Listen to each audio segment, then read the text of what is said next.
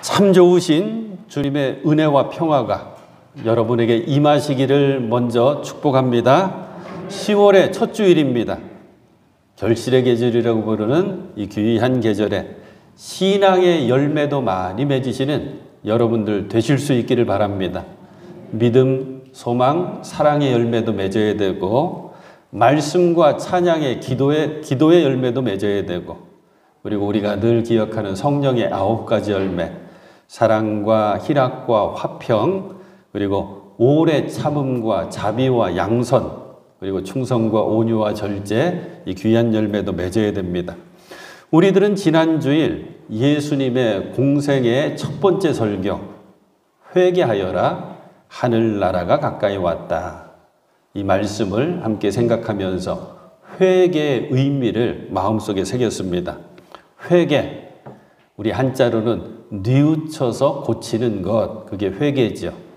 성경의 언어 헬라어로는 메타노이아, 방향전환이라고 했습니다. 돌이키는 것. 그래서 내 삶의 내용과 목적과 모습이 완전히 바뀌는 것, 진정한 변화, 그것이 회개라고 했죠. 그것을 위해서 우리들은 늘 기도해야 된다고 했습니다. 내 스스로를 잘 살필 수 있는 골방기도, 그 기도의 모습이 우리에게 필요합니다. 또 주님을 늘 바라보고 살아야 된다 그랬죠. 주님을 늘 바라보게 되면 내 모습이 보이게 됩니다. 그리고 오늘 우리들이 함께 은혜 나누고자 하는 주제입니다. 회개에 합당한 열매를 우리는 늘 맺으면서 살아야 됩니다. 예수님의 첫 설교, 회개하여라 하늘나라가 가까이 왔다, 이 설교는 광야에서 외치는 자의 소리, 세례자 요한의 설교이기도 했거든요. 세례자 요한도 외쳤습니다. 회개하여라 하늘나라가 가까이 왔다. 그리고 세례 요한은 이 외침에 이어서 오늘 우리들이 함께 읽은 말씀 가운데 8절이죠. 회개에 알맞은 열매를 맺어라. 회개에 합당한 열매를 맺어라. 이렇게 말씀하고 있습니다. 오늘은 우리가 누가복음을 통해서 이 말씀의 뜻이 무엇인지 구체적으로 한번 살펴보도록 하겠습니다. 사람들은 세례 요한에게 물어봤거든요. 회개하라고, 그리고 하늘나라가 가까이 왔다고, 회개에 합당한 열매를 맺어야 된다고. 그러면서 우리들이 함께 읽은 본문 말씀에도 아주 무섭게 이야기하죠. 너희들 마음속으로 우리는 그래도 아브라함의 자손들인데 그런 거 아무 소용없다. 하나님께서는 너희들이 보고 있는 저 많은 돌들로도 다 아브라함의 자손들 만드실 수 있는 분이시다. 문제는 우리들의 삶 가운데서 좋은 열매를 맺어야 된다. 나무 뿌리에 이미 도끼가 놓여져 있다. 이런 무서운 말씀이 계속 전해지니까 사람들이 세례 요한에게 물어봅니다. 그러면 우리는 무엇을 해야 합니까? 저와 여러분들이 신앙생활하면서 자꾸 물어봐야 돼요. 그렇다면 나는 어떻게 신앙생활 해야 되는가? 나는 무엇을 어떻게 해야 되는가? 요한이 이렇게 대답해 주죠. 11절 말씀 한번 보실까요? 요한이 대답해 줍니다. 속옷을 2벌 가진 사람은 없는 사람에게 나누어 주고 먹을 것을 가진 사람도 그렇게 하여라. 간단히 줄여보니까 뭐예요? 움켜쥐려고 하지 말고, 욕심 부리지 말고 나누면서 살아라. 이게 회개에 합당한 열매 한 가지입니다. 당시에 힘이 있었던 사람들이 두 부류가 있었거든요. 한쪽은 세금을 거두어 드리는 세리들이었고, 한쪽은 힘을 갖고 있는 군인들이었습니다. 세리들도 질문합니다. 요한이 대답해 주죠. 13절 말씀, 너희에게 정해준 것보다 더 받지 말아라. 규정이 있고 원칙이 있을 텐데 정해진 대로 세금을 그만큼만 거두면 되지 욕심 더 부리면 안 된다. 군인들에게도 대답해 줍니다. 아무에게도 협박하여 억지로 빼앗거나 거짓 고소를 하여 빼앗거나 속여서 빼앗지 말고가 자꾸 나오죠. 군인들이 당시에 힘이 있었거든요. 그러니까 욕심을 가지고 빼앗으려고 하지 말고 너희의 봉급으로 만족하게 여겨라. 14절 말씀입니다. 사랑하는 여러분, 회개의 열매는 이토록 구체적입니다. 그리고 실질적입니다. 그래서 참된 회개는 참된 삶의 변화로 나타나야 되는 거거든요. 그래서 말합니다. 변화하지 않으면 회개하지 않은 것이다. 오늘 회개에 알맞는 열매, 회개에 합당한 열매는 변화입니다. 변화. 회개가 단순히 돌아서는 것, 방향 전환만을 의미하지 않고 삶의 내용 전체가 바뀌는 거라 그랬죠. 지금까지 내 삶의 목적과 방향과 그리고 내용이 완전히 바뀌는 것. 그게 회개입니다. 한번 예를 들어 볼게요. 쉽게. 제가 바다를 향해 가고 있었습니다. 방향을 바꿨어요. 어디로 바꿨냐면 산을 향해 가기로 방향을 바꿨습니다.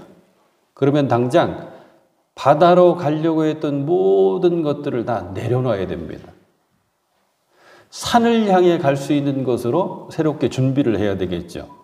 신발도 갈아 신어야 되고 옷도 갈아입어야 되고 바다에서 필요했던 물건들 내버려 두고 산에서 필요한 물건을 새로 준비해서 산을 향해 가야 됩니다. 같은 원리거든요.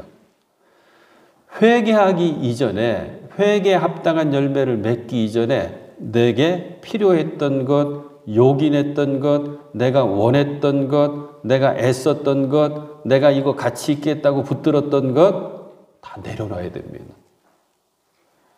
이제는 회개한 후의 삶을 준비해야 됩니다.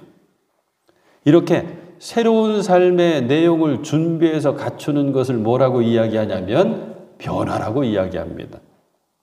그래서 회개에 합당한 열매는 우리의 삶에 여러 가지의 변화거든요. 누가복음 19장에는 회개에 합당한 열매, 변화된 삶을 살아냈던 삭개오 이야기가 등장하죠. 마침 삭개오도 그 직업이 세금을 거두어들이는 세리였습니다. 당시는 로마에서 세리들을 뽑아놓고 세리들에게 권한을 줬습니다. 우리 로마에는 이만큼만 세금을 거두어서 바치면 된다. 나머지는 너희들의 몫이다. 사람들은 다 욕심이 있죠. 이런저런 명목을 다 들어서 갖가지 세금을 거두어 드렸습니다. 그래서 사람들은 세리를 손가락질했거든요. 그래서 돈만 보고 돈만 생각하고 살았던 삭개오가 뽕나무에 올라가서 예수님을 바라봅니다. 예수님께서 내려와라 명령하시고 오늘은 내가 너희 집에 거하겠다. 너희 집에 유하겠다. 이 말씀에 삭개오는 변화되죠. 회개의 열매를 맺습니다. 그리고 나서 예수님께 삭개오는 이렇게 고백하죠. 주님 보십시오. 주님 내 마음 아시죠? 내 결심, 내 변화된 모습을 주님 봐주십시오. 내 소유의 절반을 가난한 사람들에게 주겠습니다. 먼저는 내 소유의 절반을 가난한 사람들과 나누겠습니다. 세례 요한이 했던 얘기랑 맥이 통하죠? 2벌 속옷 가졌다면 여유 있게 음식을 갖고 있다면 움켜쥐지 말고 나눠라. 삭개오가 나 절반 나누겠습니다. 거기에 또 내가 누구에게서 강제로 빼앗은 것이 있으면 4배로 하여 갚아주겠습니다. 회개의 온전한 열매를 내가 맺겠습니다. 완전히 변화된 모습을 보이겠습니다. 바로 이거죠. 사랑하는 여러분, 저와 여러분들이 꼭 기억했으면 좋겠습니다. 교회는 2가지의 모습이 있어야 되고 2가지의 역할이 있어야 됩니다. 첫 번째는 변화되는 것이고 2번째는 변화시키는 것입니다. 그래서 교회가 왜 있어야 하는가? 거창한 말로 교회의 존재 이유, 예수 그리스도의 복음으로 세상을 변화시키는 거거든요. 그런데 오늘날 교회가 세상을 변화시키는 능력이 없다고 사람들은 이야기합니다. 왜 그럴까요? 답은 간단하죠. 교회가 먼저 변화되지 못했으니까 변화시킬 수가 없는 것입니다. 우리 그리스도인, 저와 여러분들, 왜 세상에 감동을 주지 못하고 세상을 변화시키지 못할까? 이것도 간단합니다. 우리가 먼저 변화되지 못하니 변화시킬 수가 없는 것이죠. 저와 여러분들이 그리스도를 꼭 닮아가는 변화가 회개의 열매로 그래서 늘 있어야 합니다. 좀 이어서 이야기해 볼까요? 어떤 교회가 좋은 교회냐? 시설이 훌륭하다, 프로그램이 좋다, 예산이 든든하다, 또 숫자가 많다, 아닌 것 우리들 압니다. 좋은 교회는 오늘 말씀에 비춰보면 명백합니다. 성도들을 변화시키는 교회. 교인들이 변화됨으로써 공동체가 변화되고 우리 공동체가 변화됨으로써 세상이 변화되는 변화시키는 교회가 좋은 교회, 훌륭한 교회입니다. 저는 여러분들과 함께 우리 매포교회가 이 좋은 교회로 일구어지기를 간절히 소망합니다. 사실 목회자의 가장 큰 기쁨은 뭐냐면 성도들이 함께 신앙생활하면서 변화되는 것을 바라보는 것입니다. 우리 교회에서 어떤 게 구체적으로 변화되면 좋을까? 좀 구체적인 얘기를 해볼게요. 먼저는 저부터 이거 해야 되는데 표정이 달라져야 됩니다. 찡그리고 화난 얼굴이 웃는 얼굴로, 슬픔에 찬 얼굴이 기쁨에 찬 얼굴로, 불평과 원망이 가득한 얼굴이 감사가 가득해서 넘쳐나는 얼굴로. 제가 우스갯소리로 여러 번 말씀드렸죠. 좋은 교회는, 이 귀한 교회는 여러분들이 예배를 마치고 나가는 순간 결정돼요. 여러분의 표정 속에서. 두 번째, 우리의 마음도 달라져야 되겠죠. 아주 좁고 옹졸한 마음이라면 넓은 마음으로, 꽉 닫혀있는 마음이라면 활짝 열린 마음으로, 차가운 마음이 따뜻한 마음으로, 부정적인 마음이 긍정적인 마음으로. 삶의 자세도 달라져야 됩니다.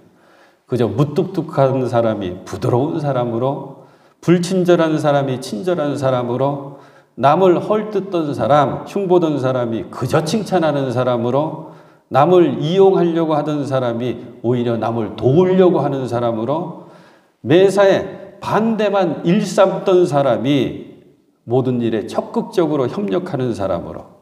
그래서 땅만 내려다보고 살던 사람이 하늘을 바라보면서 사는 사람으로 변화되고 달라져야 됩니다. 이 표정과 마음과 삶의 내용이 변화되고 달라지면 신앙생활이 달라지거든요. 신앙생활. 기도를 게을리하고 기도를 모르던 사람이 이제는 매일 기도하는 사람으로, 예배를 소홀히 하던 사람이 예배에 일찍 와서 마음으로부터 준비하고 하나님 기뻐 받으시는 온전한 예배를 드리는 사람으로, 찬양 시간에 시큰둥하고 그냥 입만 벌리던 사람이 찬양의 은혜를 받고 감격하면서 박수를 치고 손을 높이 올리면서 진정으로 찬양하는 사람으로, 그저 사람들에게는 대접만 받으려 하고 하나님께 내가 복 받으면 되지 이 생각만 하던 사람이 그저 교우들을 섬기려고 하고 하나님께를 헌신하려고 애쓰는 사람으로, 이렇게 신앙생활이 구체적으로 변화되어야 됩니다. 이게 진정한 좋은 교회거든요. 이러기 위해서 우리들 몇 가지만 꼭 원칙으로 기억했으면 좋겠어요. 첫 번째는 확신이 있어야 됩니다. 어떤 확신이냐면 하나님께서는 변화시켜 주신다고 하는 확신이 있어야 합니다. 그리고 하나님께서 변화시켜 주실 때 그 변화는 내게 그 모두가 복이다라고 하는 믿음의 확신도 있어야 합니다. 예수 그리스도의 이름으로 변화받고 성령의 능력으로 힘입어서 변화되는 것, 이게 내게는 가장 큰 복이다. 사람들은 변화할 때 주저주저 하거든요. 그죠? 익숙한 것, 그게 편하거든요. 그래서 변화는 모험으로 보이기도 합니다. 적당하게 변화되면 되지 하고 생각할 때도 있습니다. 하지만 그러면 제대로 변화되지 못합니다. 말씀드린 것처럼 확신이 먼저 있어야 돼요. 하나님께서는 나를 온전히 변화시켜 주신다.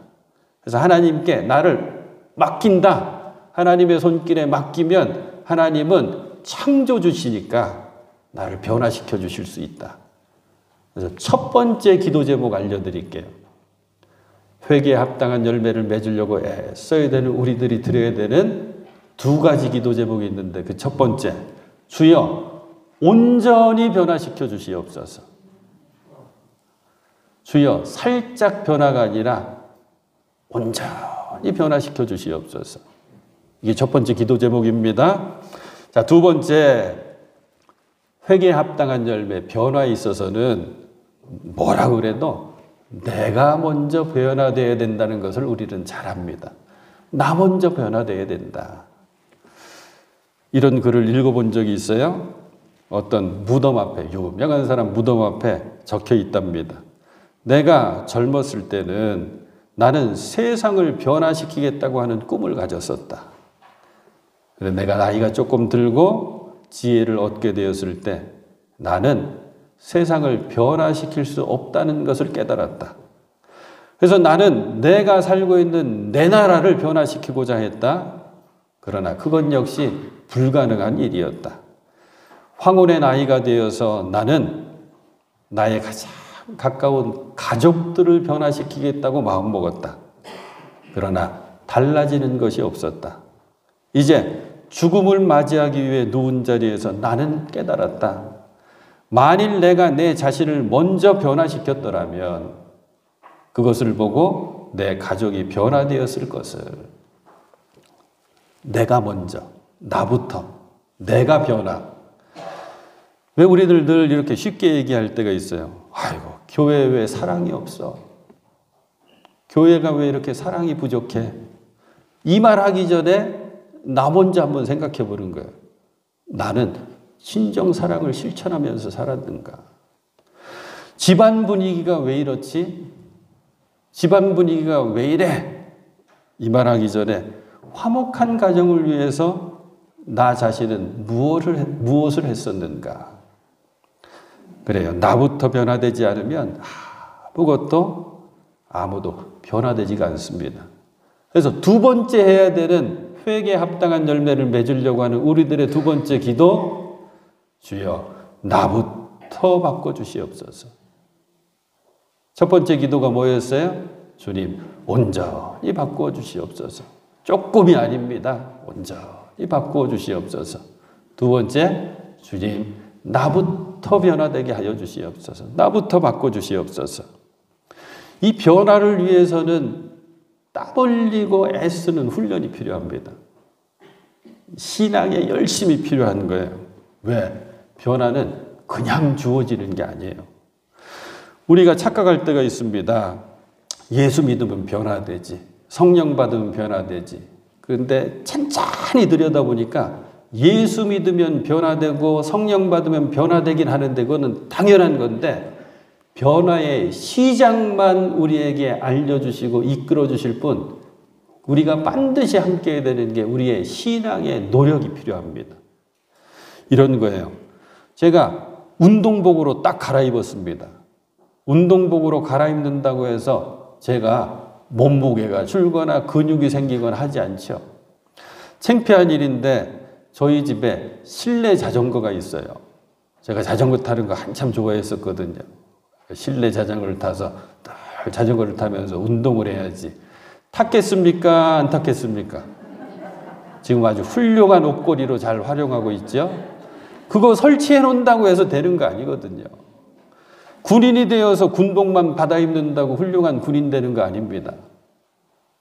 땀 흘리고 피 흘리는 훈련이 있어야 되죠. 우리 신앙의 선배들은 이걸 했었거든요. 회개 그러면 한국교회에서는 몇 사람을 꼭 기억해야 됩니다. 우리 한국교회가 이렇게 막 영적으로 부흥하게 될 수 있는 결정적인 계기가 원산의 부흥운동, 평양의 부흥운동이거든요. 원산의 부흥운동은 감사하게도 우리 감리교가 시작했습니다. 원산 지역을 책임졌던 선교사가 하디 선교사님이라고 하는 선교사님인데 이분이 이 동해안선, 이 해안선을 따라서 교회를 쭉 개척했는데 시작을 원산에서부터 했거든요. 제가 어렸을 때 자라났던 강릉중앙교회도 그 하디 선교사님이 개척한 교회예요. 양양교회, 조금 아래 강릉중앙교회 쭉 이어서 이제 내륙으로 올라와서 몇몇 교회들을 하디 선교사님이 개척했는데 이 하디 선교사님이 이 원산 집회에 설교를 하시면서 이런 말씀하십니다. 이분은 아주 엄격하신 분이셨거든요. 평소 성품이. 그래서 우리 한국 초대교회 성도들이 신앙생활 제대로 하지 못하면 굉장히 야단쳤습니다. 그리고 무섭게 치리를 했거든요. 근데 이분이 말씀을 전하면서 이렇게 말씀 전합니다. 여러분들, 제가 회개합니다. 지금까지는 제가 조선인 당신들을 업신여겼습니다. 내가 훨씬 훌륭한 신앙인이라고 생각했습니다. 나 이 마음 회개합니다. 내가 죄인입니다. 먼저 회개하신 거예요. 그러니까 사람들이 다 회개하기 시작했는데 이게 왜 놀라운 거냐면 당시에 우리 신앙의 선조들은 회개라고 하는 것을 잘 모르셨대요. 그 개념을 잘 모르셨대요. 왜 그런가 하고 사람들이 분석하는데 전통적으로 유교가 우리를 다 정신과 사상을 지배했고 문화를 지배했기 때문에 이 유교 문화권에서 내 실수다, 내 잘못이다, 내 허물이다라고 하는 게 쉽게 용납되지가 않는 거예요. 왜? 그 전에 내가 내 생활을 바르게 잘하고 있어야 되니까. 근데 하디 선교사님이 본인이 먼저 회개하면서 이걸 가르쳐 주신 거예요. 그게 그대로 이어서 이제 평양으로 넘어와서 이제 장로교 선교사님, 목사님들이 평양 대부흥운동 때는 더 열심히 하셨는데 그 유명한 길선주 장로님 나중에 목회자가 되거든요. 이분이 먼저 회개를 합니다. 내가 이전에 돈을 떼어먹었습니다. 내가 이전에 이런 허물이 있었습니다. 아주 그대로 회개하는 거예요. 그런데 이런 회개 운동 가운데 한 독특한 분이 계신데 그분이 누구냐면 김익두 목사님이라고 하는 목사님이세요. 이분은 나중에 여러분들이 꼭 이름 세 글자 기억하셨다가 한번 검색을 해보십시오. 그러면 그분의 일대기가 쭉 이어서 나오는데 어린 시절, 젊은 시절, 그리고 어떻게 회심하게 되었는지, 어떻게 사역하게 되었는지 하는데 사역 가운데 이분이 똑똑한 게 뭐냐면 하나님께서 이 한국교회, 한국초대교회 신유의 은사를 가장 강력하게 주신 분이 김익두 목사님이셔요. 그런 이야기들이 쭉 나오는데 말년에는 이분이 북쪽에 김일성과도 함께 만나는 그런 일들이 쭉 있거든요. 그 가운데 한 재미있는 사건 하나 말씀드리려고 해요. 김익두 목사님이 별명이 뭐냐면 황해도에 완악이라고 하는 작은 도시가 있나 봐요. 완악. 별명이 뭐냐면 완악 호랑이에요. 근데 멋있어서 호랑이가 아니고 아주 산에다워서 호랑이가 아니고 하도 포악해가지고 완악 호랑이, 완악 시장터의 술주정뱅이. 이게 이분의 별명이었어요. 이런저런 우여곡절 끝에 그렇게 아주 술에 의지하고 막 자기의 감정만 의지하는 그런 삶을 그분이 살았거든요. 그분의 그 시장터에서 여자 서양 선교사님을 만난 거예요. 전도지 한 장을 받고 이렇게 저렇게 해서 이제 전도증을 품고 있다가 하나님의 말씀이 거기에 쓰여 있는데 그 말씀을 마음속에 새기면서 이제 예수 영접하고 이제 변화돼서 이제 목회자까지 됐는데 목회자가 됐을 때 그분이 신유의 은사가 있었다 그랬죠. 여러 집회에 다닙니다. 어느 날 여름에 집회에 갔다가 이제 다음 목적지로 걸어서 이제 이동을 하시는데 산을 하나 넘게 되셨대요. 산을 넘는데 여름이니까 얼마나 덥습니까? 마침 그늘이 나무 그늘이 있고 앉기에 편안한 바위가 있어서 그늘에 바위에 걸터 앉아가지고 그늘에서 이제 외투를 벗어놓고 이렇게 쉬고 있는데 그때가 마침 그 동네 장날이었는지 술에 잔뜩 취한 한 사람이 그 고갯길을 넘어오다가 쉬고 있는 김익두 목사님을 만난 거예요. 먼저 시비를 막 겁니다. 네가 도대체 뭔데 내가 앉아있어야 될 자리에 네가 앉아있느냐고 막 시비 걸었겠죠? 그러면서 심지어는 때리기까지 시작했습니다. 김익두 목사님이 그대로 맞았대요. 한참을 맞고 흑투성이 막 돼가지고 웃으면서 형님 다 때렸습니까? 그랬더니 다 때렸다 임마. 그런데 형님 예수는 내가 믿어 변화됐는데 복은 형님이 받으시네요. 제가 옛날 완악시장터 호랑이 김익두입니다. 이분이 그 명성은 들어서 알고 있었거든요. 손이 발이 되도록 빌드래요. 살려달라고. 걱정하지 마십시오. 그럼 내가 어떻게 하면 되냐고. 저와 함께 예수 믿으면 됩니다. 그 술주정뱅이 김익두 목사님 때리시던 그분도 그 지역에 중요한 교회 장로님이 됐다죠. 사랑하는 여러분, 저와 여러분들의 신앙생활에 있어서 놓치면 안 되는 게 회개에 합당한 열매, 진정한 변화인데, 이것은 우리의 생각과 마음과 신앙의 습관까지 변하지 않으면 온전한 변화가 우리들 가운데 있을 수가 없습니다. 왜?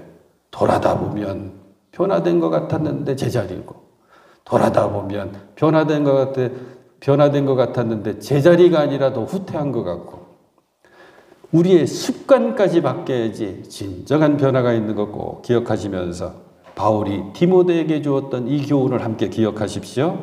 경건함에 이르도록 훈련하십시오. 몸의 훈련은 약간의 유익이 있습니다. 하지만 경건의 훈련은 모든 면에 유익하니 이 세상과 장차올 세상에 생명을 약속해 줍니다. 언제까지 이 경건 훈련을 우리가 해야 됩니까? 그러면 에베소서에 그 답이 나와 있어요. 모든 면에서 자라나서 머리가 되시는 그리스도에게까지 다다를 때까지 하라는 거예요. 더 쉽게 표현하면 우리는 그리스도인입니다. 그리스도를 닮을 때까지 그분을 닮아가는 과정이 바로 변화라고 생각하면서 끝까지 신앙의 경지를 우리는 해나가야 됩니다. 사랑하는 매포의 가족 여러분들, 온전하신 예수님을 닮을 때까지 지치지 마시고 변화되는 회개에 합당한 열매를 꼭 맺으며 살아가시는 사랑하는 여러분들 되실 수 있기를 우리 주님의 이름으로 축원해 드립니다.